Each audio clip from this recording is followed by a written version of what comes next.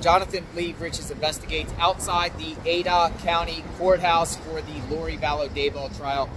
Brandon Boudreaux testifies, put on the stand, and I actually been tweeting out what he said on the stand and key points about his testimony. Check this out. So the state calls Brandon Boudreaux to the stand. He is the ex-husband of Lori's cousin, Melanie. Lori Vallow's late brother, Alex Cox, was alleged to have attempted to shoot Brandon on October 2nd, 2019. Alex missed and he survived. Note on that date, October 2nd is the same day the Amazon wedding ring was ordered. The day before, on October 1st, Lori rented a storage unit in Rexburg, Idaho. Lori, Chad, and Alex were all seen at the storage unit many times over the next 2 months. Brandon says when he and Melanie first got married, her interest in religion was fairly low. However, in the fall of 2018, she became more obsessed with religion and started attending firesides that were not part of the normal LDS church activities. Latter-day Saints, Jesus Christ of Latter-day Saints Church. Brandon says Melanie insisted that she needed to go to a temple every single day. She said she needed to focus on her belief that the world was going to end soon. She also became obsessed with doomsday prep. Interesting, right? Interesting. Brandon says Charles Vallow would often bring JJ over to visit and play with his son Braxton. He also remarked that Lori didn't want JJ anymore.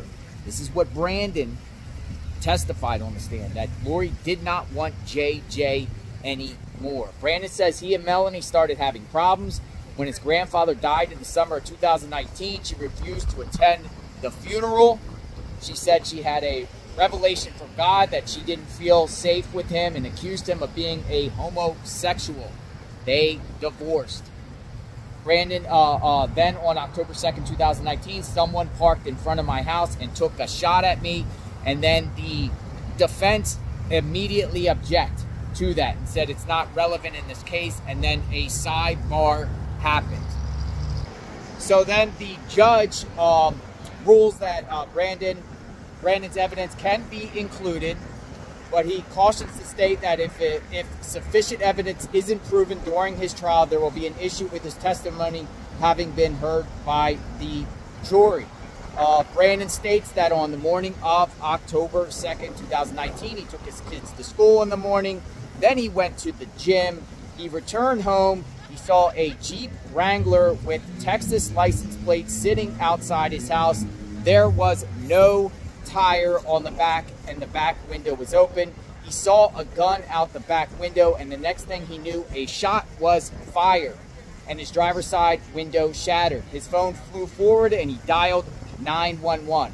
He saw the Jeep come back around the corner, and his instinct was to follow it, but 911 told him that's not a good idea. Brandon states he recognized the Jeep as being similar to one that Charles Vallow had bought for Tylee. And he had the VIN number from insurance work he did previously for Charles. While doing research in his past emails with Charles Vallow, he noticed the name Chad Daybell on some of the emails. He Googled him and found an obituary for Tammy Daybell. He also notes that both JJ and Tylee had been missing for a while at this point. Tylee's birth certificate is entered into evidence. A photo of Tylee from her Instagram is also entered into evidence, despite the defense objecting it to being omitted. The photo of Tylee Ryan is shown to the jury. It's a close-up headshot photo of Tylee as a teen looking directly into the camera. Her long blonde hair is down in the photo. Brandon testifies he believes it was on or about October 21st when he first learned of Tammy Daybell's death. It was while speaking with police about this that his attempted shooting case that he realized something was very wrong. No one had heard from the kids. Brandon is asked about a video of him dancing in a place called the Pink Pony, posted on Facebook, which Melanie pointed to evidence of him being a homosexual, which Brandon denied on the stand. Brandon saw the gun and silencer in the back of the Jeep, but he was unable to get the license plate. He had the VIN number of the Jeep because he helped Charles Vallow with the insurance. Charles Vallow sent emails to the entire family and shared his concerns about Lori and her relationship with Chad Daybell. Since Brandon was part of the extended family, he included in those emails. So that was pretty much it. The defense cross-examined Brandon, but didn't catch Brandon at all in any gotcha moments.